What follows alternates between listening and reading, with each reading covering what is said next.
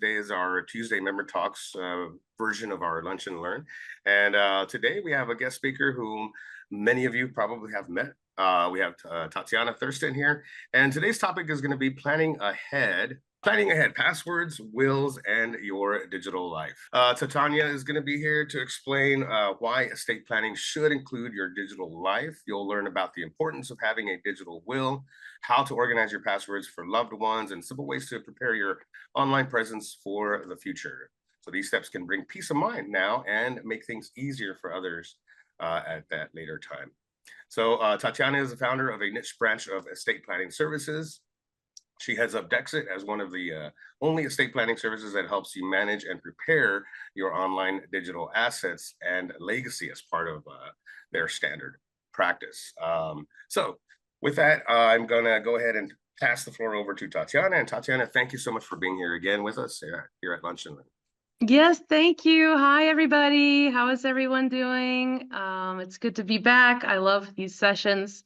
I hope things are going well. I'm going to share my screen here with you.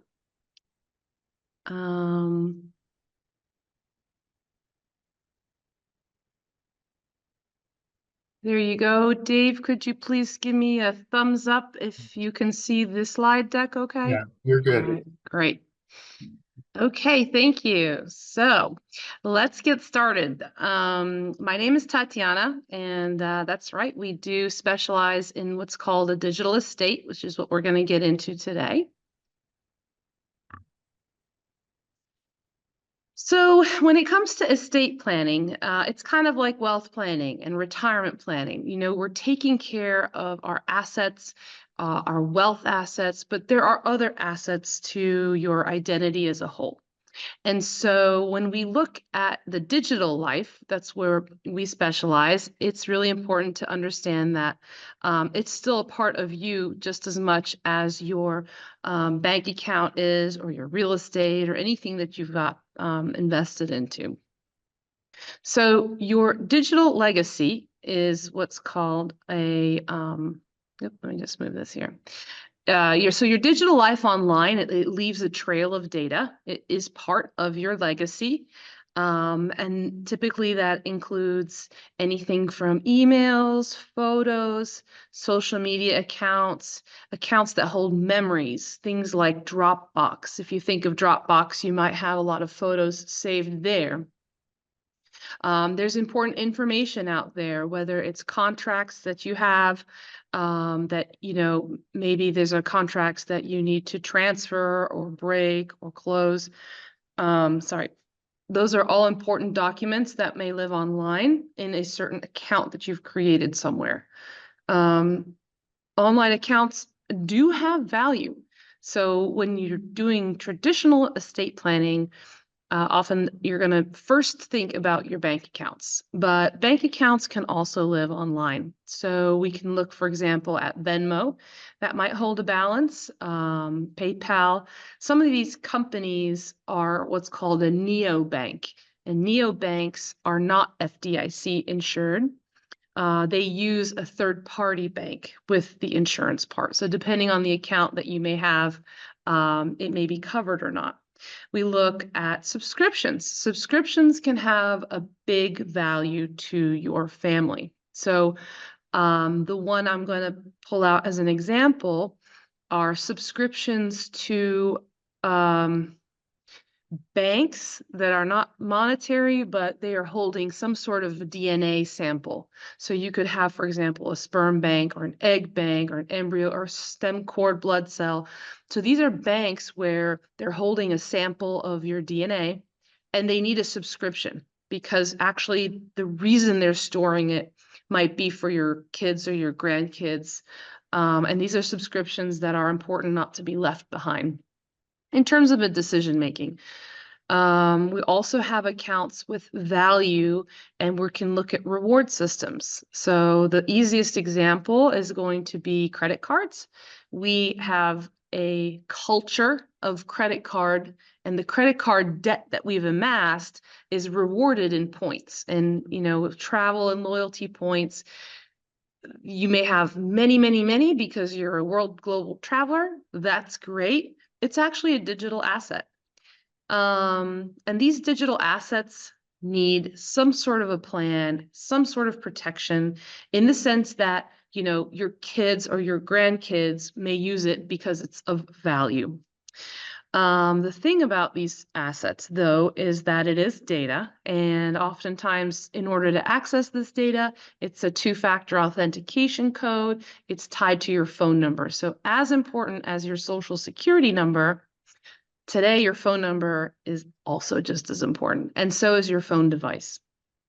You also have an online presence. So, there are exposures from social media accounts. They can have a personal or a financial consequence. There was a speech I gave a while ago, and it was about photos.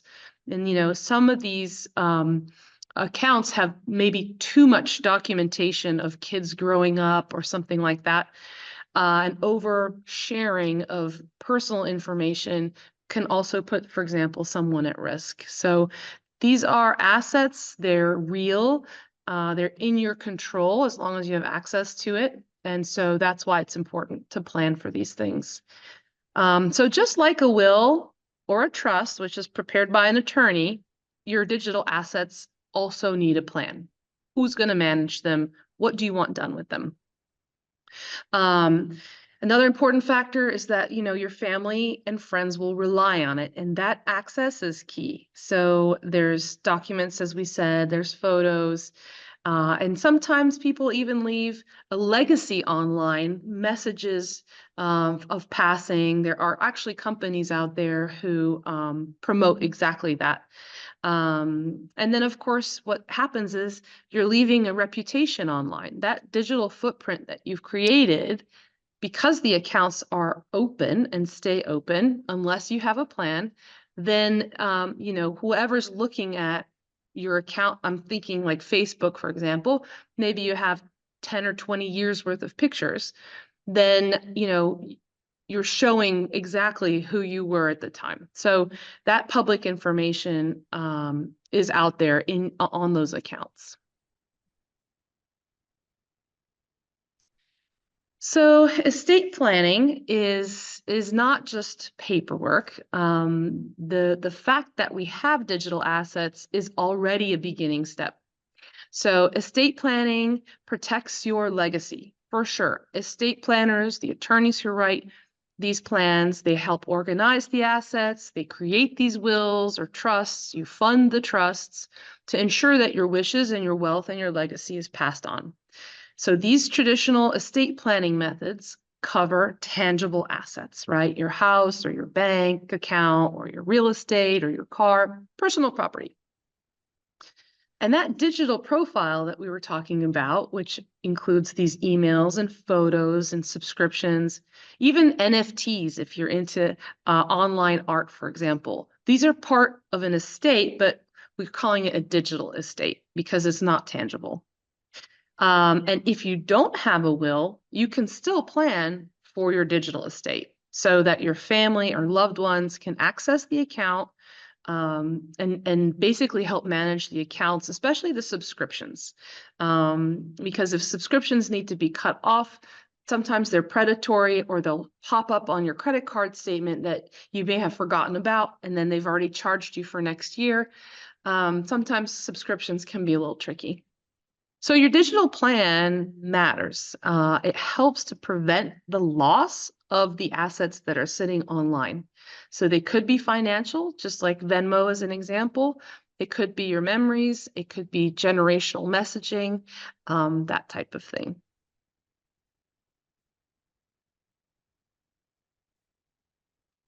So the digital estate, just like there's estate planning, and wealth has wealth planners, your digital estate is a digital estate plan. You are looking at the account itself, and then you're looking at the terms of service.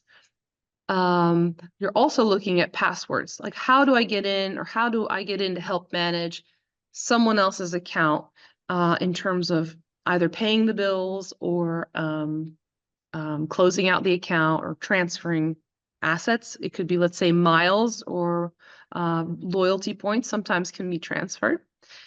So when we look at all of these accounts, it's important to also realize that some of them, whether you log in or not, are tracked. So some of these terms of services is very important that, let's say, company X is a bank kind of like Venmo, right? So it's not a real bank. They're not FDIC insured, but they move money back and forth. It could be, and there are some out there, that if you don't log in within 3 years, the funds sitting in that account are forfeited. They go to the state or they go to unclaimed funds. These are tiny prints. It's in the terms of service. Oftentimes, most of us hit, yes, I agree to a terms of service, and then we never read them. So sometimes, just like taxes is annual, it's really good to, once a year kind of like go through your stuff and see, what can I get rid of? What can I clean out? What do I need? What is of value? And then for those accounts that are of value, we'll make a plan for that. I have one video this time, and I'm going to play it. I think she does a great job. If you can't hear it, please let me know. We all want to share our digital legacy with our loved ones, and we have all heard the stories of loved ones passing away suddenly and family not being aware of assets or how to access them. So we need to make a plan about what happens to that digital stuff after we've gone. In this video, I'm going to give you the lowdown on digital inheritance and what you should be thinking about to make sure your digital legacy lives on after you've gone. What is a digital asset? A digital asset is anything that exists in a digital format and comes with the right of ownership, right of use, and legal control. When it comes to digital assets, there are two main categories. Digital assets with a financial value, such as loyalty points, intellectual property, travel rewards, cryptocurrency, gaming tokens, and digital business assets, such as domain names. Then there are digital assets that have a sentimental value, such as digital photos and videos, cloud storage, and social media accounts. What can be inherited? When it comes to digital financial assets, the likes of payment tokens, the purest form of cryptocurrency, utility tokens, the digital version of well-known vouchers and security tokens, and the digital representation of conventional securities such as company shares, bonds, etc., can all be inherited. Also can online investment portfolios and wallets. Digital intellectual property such as registered trademarks, patents, and the copyrighted digital books are also on the list of digital assets that can be inherited. For sentimental digital assets like photos, videos, and digital music files, they can all be inherited as long as they can get access. But more about that later. What can't be inherited? Most importantly, what can't be inherited?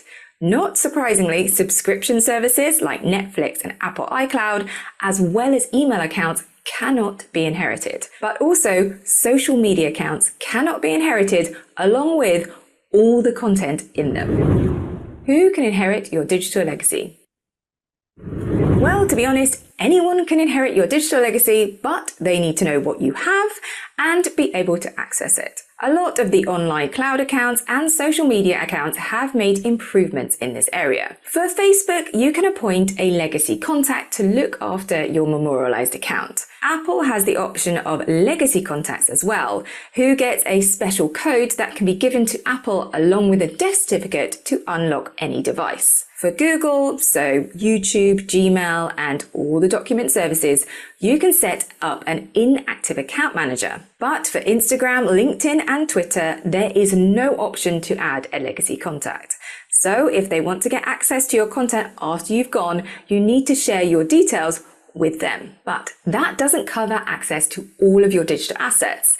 So you need to find a way to securely share all of your details with your loved ones that you want to inherit your digital legacy. There is always a piece of paper, but that's not exactly secure. And with the need to change passwords all of the time, that could get out of date pretty quickly. A great option is a password manager like 1Password or Dashlane, where you can store all of your passwords in one place, and you can set up an emergency contact who can access your stuff in an emergency only. So there you have it, what you should be thinking about when it comes to your digital assets. Do you know any other areas that you should be thinking about when it comes to digital asset inheritance? Leave them in the comments below. Are you confused about which is the best cloud storage for your photos? Then check out my nifty tool to find the best cloud storage for your photos that can be accessed through the link below. So click through and check it out. If you enjoyed this video, Okay, I'm trying to. All right, we're still here. So I thought that was a really great video, sort of to recap what the digital estate is. And it's right, the inheritance bit comes out of that terms of service from these companies. we all want to share our digital legacy with. So it's important to have this plan just because the younger the generation, the more they are entrenched in digital assets. If the plan is in place, then A, they know what you've got. They know what you want done with it, i.e. close the account out, or let's say memorialize the account. So Facebook has a memorialization option. Not all big companies do. In fact, many don't, but Facebook is big enough. In fact, there's an interesting statistic that by 2070, Facebook will have more ghost accounts than live user accounts. So interestingly enough, side tangent, but Facebook, you know, it costs money to host these accounts. So they're going to find something to do with it, I'm sure, and they may monetize it somehow. So it's just something to think about. It's not a common knowledge, of course, but big companies like Facebook have you know rules in place about these. And speaking of that, these accounts, when they're left open, they are very much ripe for fraud or theft. So it starts with identity theft. The accounts are open. Let's say they're not posting pictures anymore, then it's flags. Could be flagging at criminals to say, you know what, here's an account, it's inactive, here's an opportunity. We don't want that to happen. So there's that. And then, of course, if there are accounts like Facebook that have all these pictures belong to Facebook. That was in the terms of service. So if you want to keep them, which usually Facebook, people put their best pictures out there, right? So if you want to keep those, I recommend downloading the ones that you want to keep. That you can do. So let me stop there just for a second. Dave, could you read me some questions if we have any? Yeah, we don't have any questions. If you want, we could go into gallery mode and I can unmute people to see if people want to raise their hands. Sure. Do I stop share? Is that what I do? Yeah, just click on stop share and I'll let people unmute themselves. Okay, great. And so if you have a question for Tatyana so far, click the raise hand button, which might be on the bottom of your computer, or it might be under the more button, or it might be under the react button. And then you can ask your question. Hi, Cassie, go ahead and unmute. Hi there. Thank you for doing this. Excellent topic. I have wondered about some of this. I'm not that much on the social media stuff, partly because I have been paranoid about, you know, putting too much up on Facebook and stuff like that. But I did wonder if you had thoughts on like people like me. I'm single, and when I kick off, there's only my brother, and my brother basically, when he has a technical thing to do, calls me, and I like buy him a phone, and he keeps it charged and uses it only in emergencies, or you know what I mean? So he's not out there saying, hey, bring me that computer. And So I'm not quite sure, I do have like online subscriptions and things like that. And I wouldn't want the credit cards to be sucking the money out of, whatever. So any Yeah, thoughts on that for that's people with a lopsided situation? yeah, so very, very good question. And that's probably the most common scenario. I think again, you should, so there's two parts to that question. One is, who is the digital kind of executor, right? Who is the digital person that can help you out? If they're not super tech savvy, it would help if they were, but there's that element of it, which is, can they manage these accounts? Can they log in? The other part is, what do you have? What do you have and what do you want done with it? So all of these subscriptions, they're hitting your credit card. It's good to always look at these statements. If you get the statements electronically, log in and check your credit card bills once in a while. And these subscriptions, you may want to maybe outline the most important ones that either need to be closed out because they are pricey or they're frequent or whatever it is that you want. And you want to indicate that it is a subscription so that they can close it out first thing, right? We have stories where, then there's some companies that are a lot more responsive than others. Sometimes the cable companies may take a couple months before it actually closes out. So you want to have sort of a prioritized list, and then you want to be able to make sure the person has access and that they can do whatever it is that you'd like to have done. I hope that answers your question. Are there We're trusted getting a little background professionals? noise. Please make sure, everybody, that you're muted. That Yeah, may I be. know there's Fred K is coming from Fred K. some creature in the background.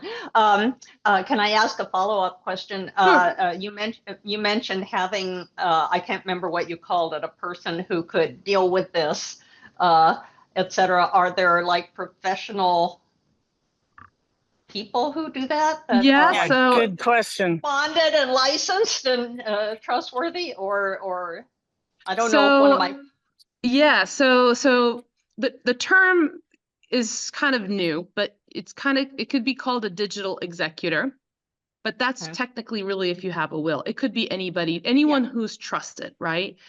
Are there people who do it? Yeah, I mean, if I can say that, that's exactly what we specialize in, is that well, I was that kind of, plan. yeah, I should have just asked. Yeah. But anybody can make the plan. It's the most important part is the inventory of the accounts that you've got, and then what you want done with them, and then the power to close it out or make sure that there's a priority list, because sometimes it takes a while to close. For example, Okay. Google, you go through a 30-day review process. So there's at least 30 days that you have to wait. So it just depends on the company. Thank you very much. Sure, thanks. I Um, see Fred has a raised I hand. have a question too. Oh, Sorry, I don't know how to hit the ask a question. It's not Oh. appearing on my phone. Sorry. Who are you? Cindy? Yeah, go ahead and we'll call on Fred. You want me to go? Yeah, go ahead. My question is just on my iPhone 16, I have all my passwords saved.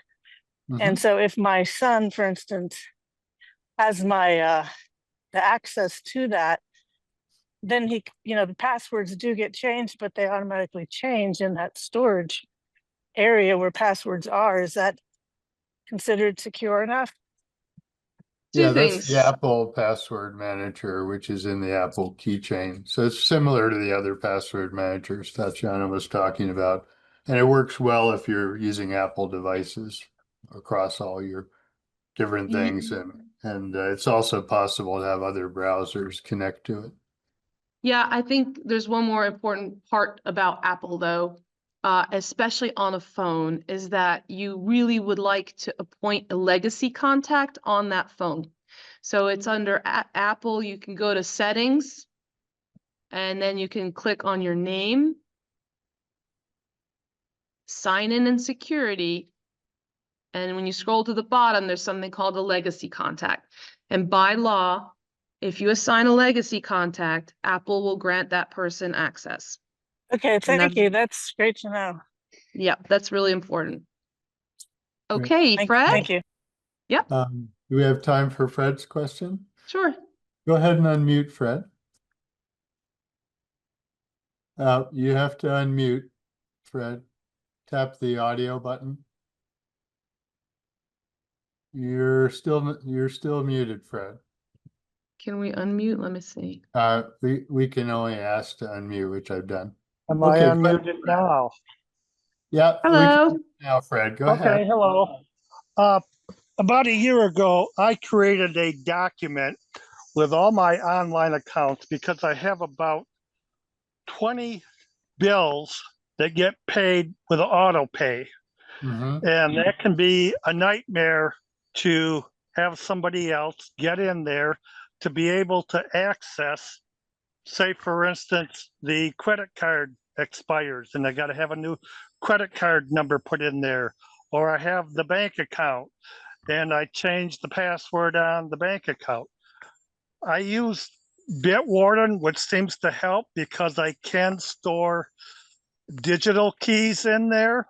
And I've designated a digital estate planner who can access the recovery account to get into my Bitwarden.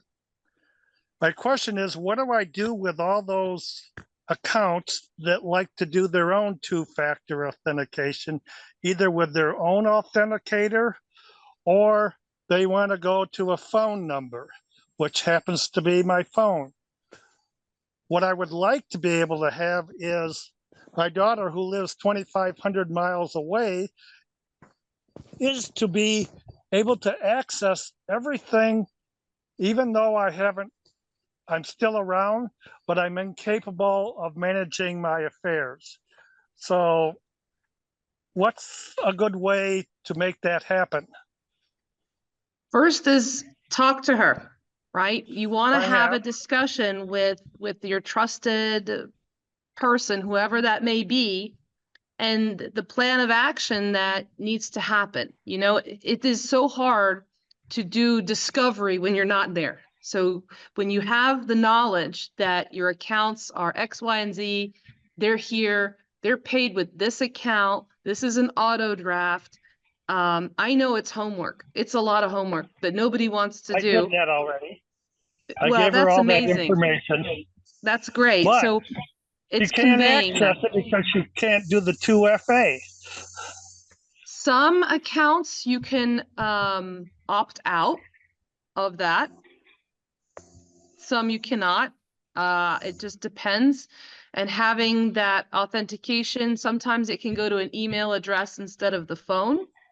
Yes. So I would look into options for that. Each company is different, so I would recommend. And then some, like Google, there's backups, right? There's other alternatives you can add to the account. Well, So I would look into that. I would say that I was documenting all how to access it, and I got all these 2FA. If they're different, I document all that. But it's not an easy thing, and I'm not sure that she's still going to be able to access everything. It's a work in progress. In fact, we're going to have be talking to her again on an annual basis to see how much she can access. That's on my fantastic. behalf. And try a test run. Yes, exactly. Well, I worked in IT and your backup plan isn't any good unless you test it. Yeah. Absolutely, Okay, great. Fred. Thank you, Thank Fred. you. Okay, thank you. Okay, shall I continue or are there other questions, Dave?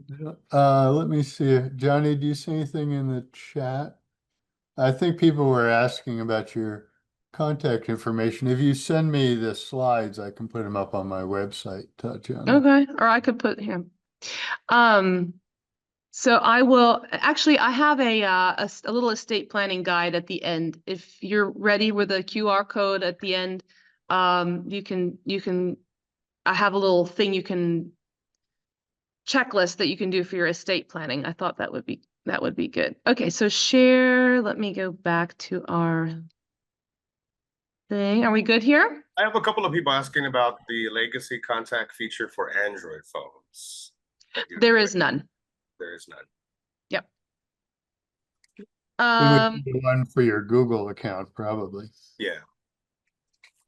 Okay, I'm gonna just continue the slides and then we'll come back and do Q&A if that works. Okay, great. So again, just as Fred described in our real life example, which is perfect timing, we do not want to be locked out when we have a plan. So test run is probably a great recommendation. You know, do you have a Dropbox account? Can she access it or he access it? It's really important to have that plan.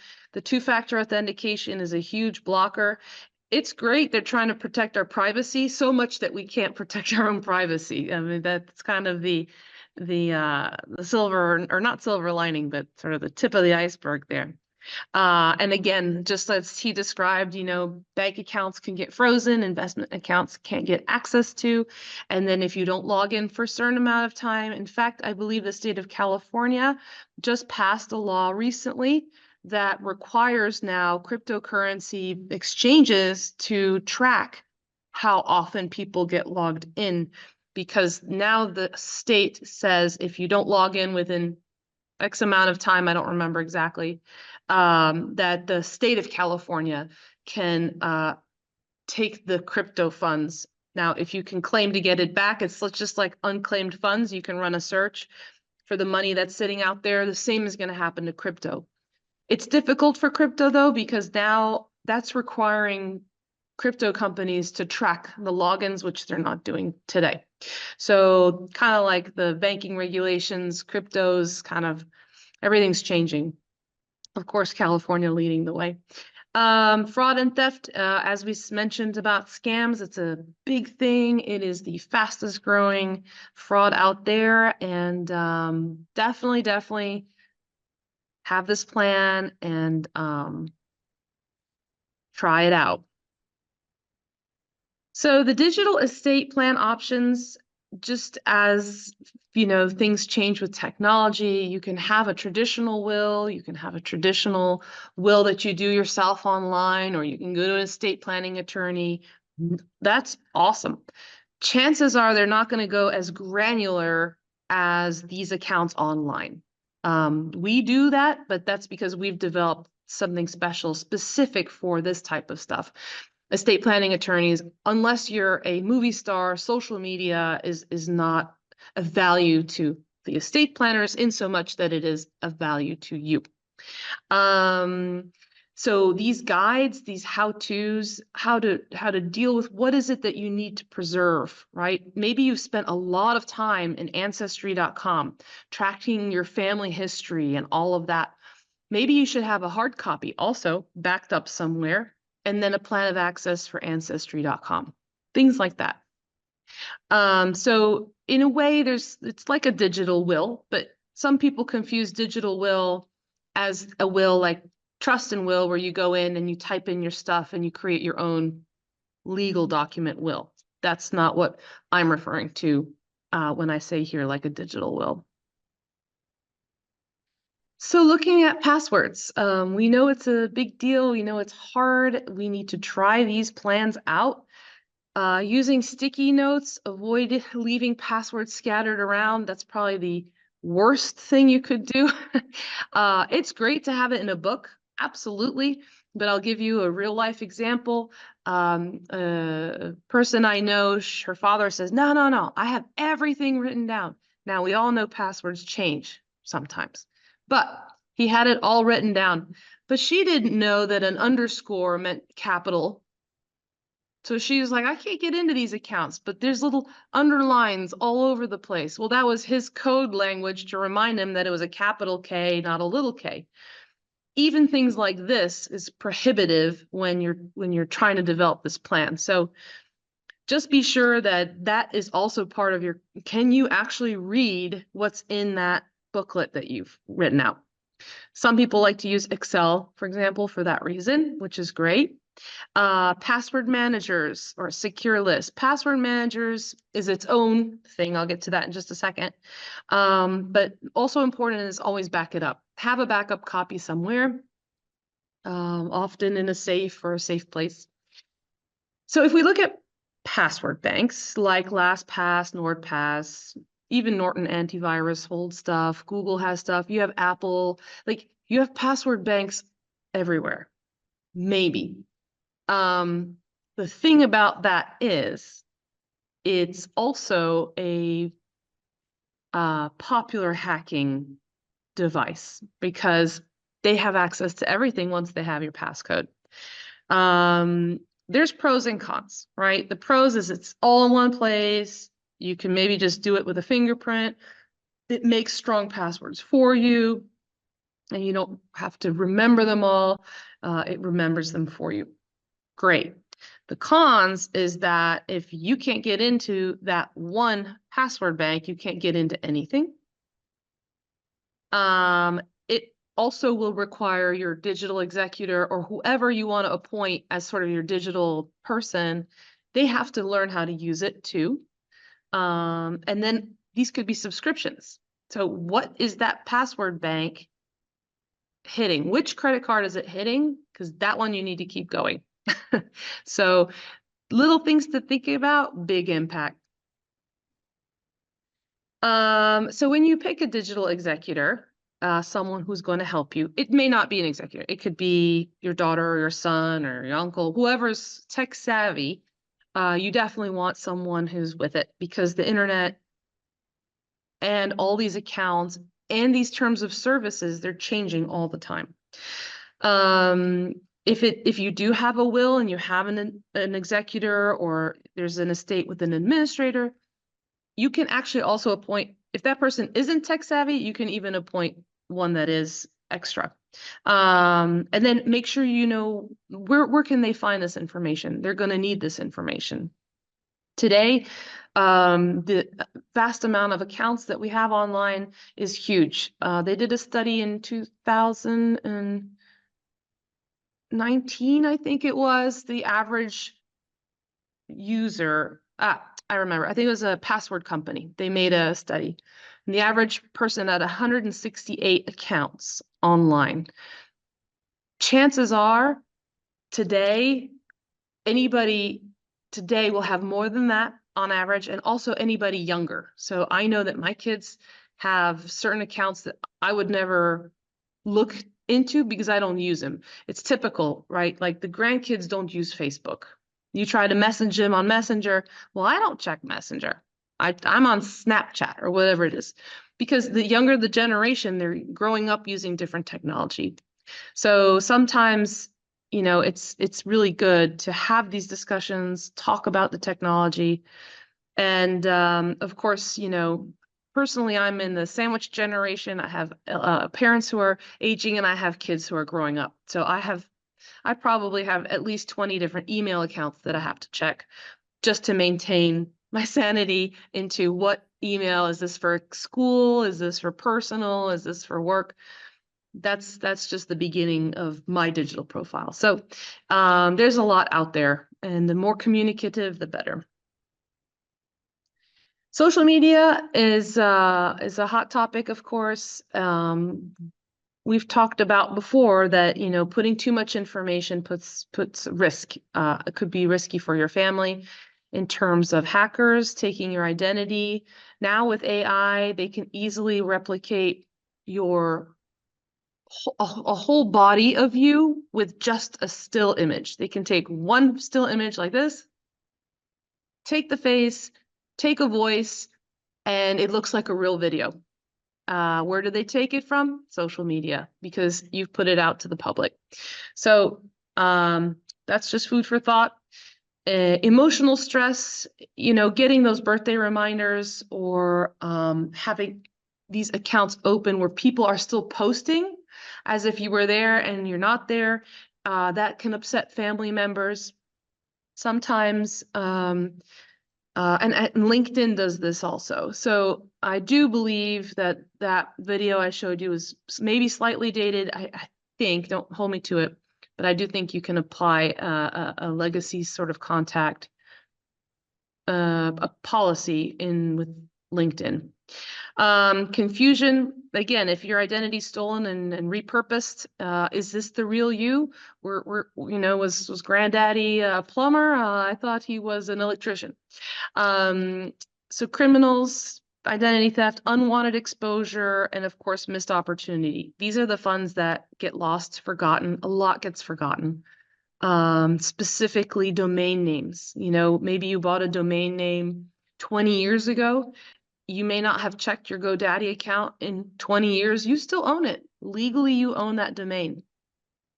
That domain needs to change hands to somebody else so that they can either, or you can sell it. You can sell it, you can do whatever, but just listing it is already a big step in the right direction.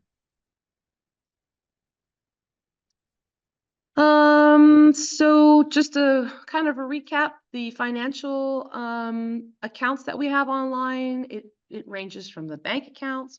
Credit cards are really important. We have investment accounts. Some of them are crypto, some of them are, you know, traditional investment accounts. We have online payment services like PayPal or Venmo.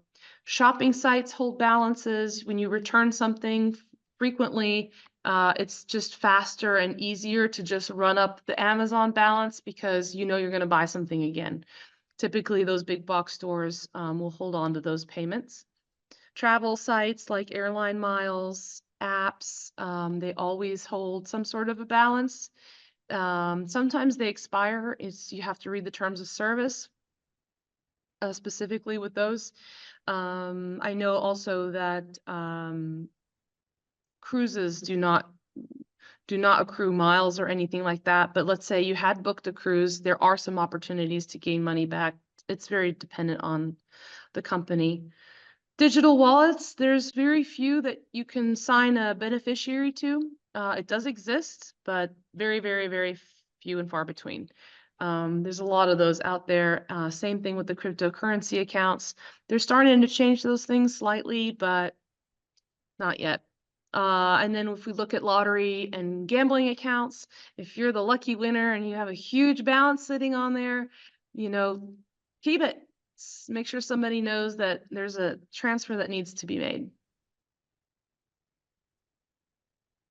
Email and communication, this is a big one. Again, this is part of the two-factor authentication barrier. These accounts you need access to. If they're dormant, especially things like Google, they will close the accounts out. Each company is different. Emails hold documents too. It's like a storage bank of information. Your billing may go there, your statements may go there. Maybe there's too much information in that email account that you don't want somebody to have. That's just something that is personal.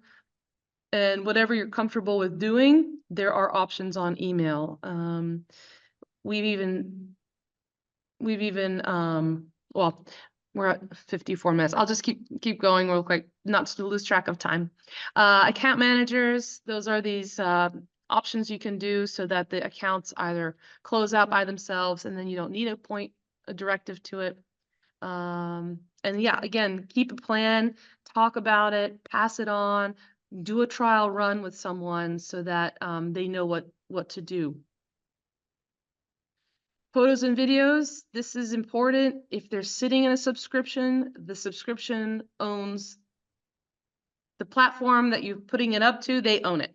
So if you need a copy yourself, make sure you download a copy of those, whether it's a video or anything like that.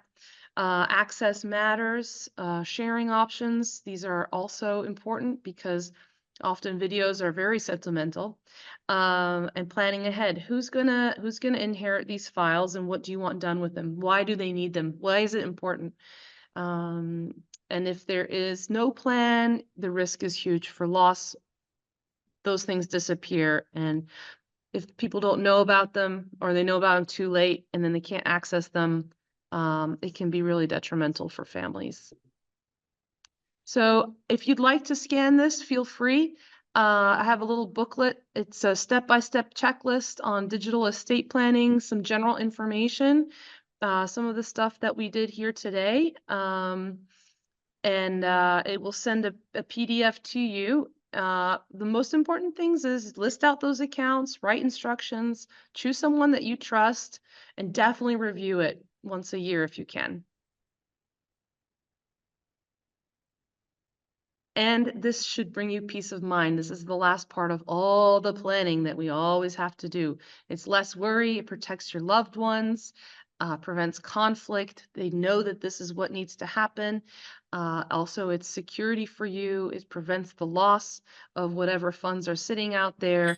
I think it's really important to make sure that you do have a plan. And I will skip that real quick. And if you want that guide, just scan that with your phone and we'll send you a PDF. I put the link into the chat as well. Oh, great. Thank you.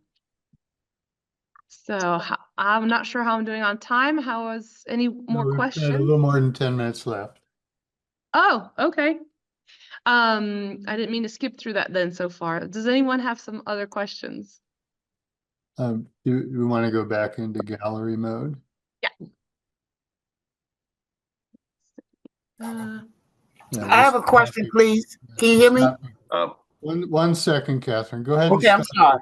I'm And sorry. Lee had his hand raised for I'm a sorry. while. Yeah, we'll You call want on to go you. to Lee first and then Catherine? Okay, I can't find my hand. Oh, there it is. Thank you. Hi. I would like to know, is it better to have words as passcodes or numbers? You need a combination of all of them. And the squiggly lines, exclamation marks, the more the better. Typically, especially you'll see it when it's recommended. It's like exclamation mark, capital S, little a, whatever. More complicated it is, the better. Okay, so a combination. And also to utilize that QR code, what do? You aim your phone and click the Camera. taking a picture? Yep, and it will recognize the little block, and then you'll see a little yellow thing that comes up, and you just click on that, and it's a link. Actually, Dave, could I just put the link in here? I already put the link into the chat. Oh, you did? Thank Yeah. you. Thank you very much. Yeah, we probably, You're welcome, John, we probably want to do another presentation on passwords. I know Senior Planet has some classes on passwords, but we may want to do that as a topic sometime because a lot of people have questions. Yeah, definitely. So Yeah, Ruth, you had your hand up for a while. Yeah, I just wondered, maybe you mentioned it and I missed it. If you want to set up a legacy contact for Facebook, if I just go into the Facebook account or something, I'll find. Well, it's only the Apple iPhone that has a legacy contact. Oh, okay. So that would include Facebook if I did that. Well, it'll allow you onto the phone. Facebook, Oh. On any of these companies, typically you want to go under settings and then privacy. Okay. All right. It will be somewhere under the privacy label or sign in and security and privacy. That's typically where they hide this information. Yeah. That's great. Thank you. Yeah, Thank you for the Facebook Apple one. settings are Yeah. notoriously opaque. Great. we can go to Catherine. Oh, thank you. I didn't mean to bust a line earlier. I couldn't That's find my okay.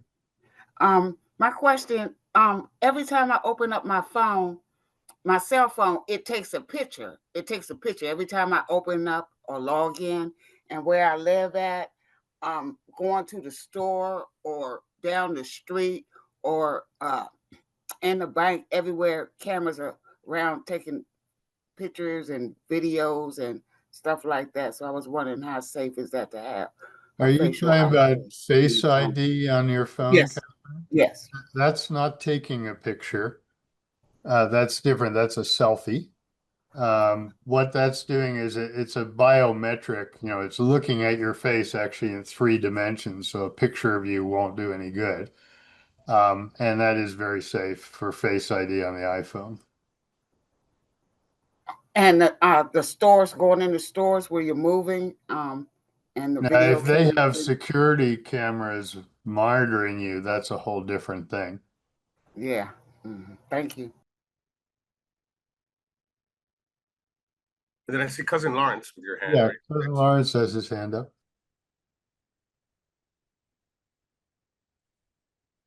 Go ahead and unmute Mr. Lawrence. There you go. Yes, I just wanted to make a point that this is a excellent topic. That my wife and I and our kids covered all the ground a few years ago, but we didn't have all the digital technology around. But it's important to communicate to your children what your account and your accessories are. And if you have a bunch of children, pick out one or two. They're going to take the lead on settling your estate and handling all your medical issues and all the financial issues, and let them know where all the paperwork's at.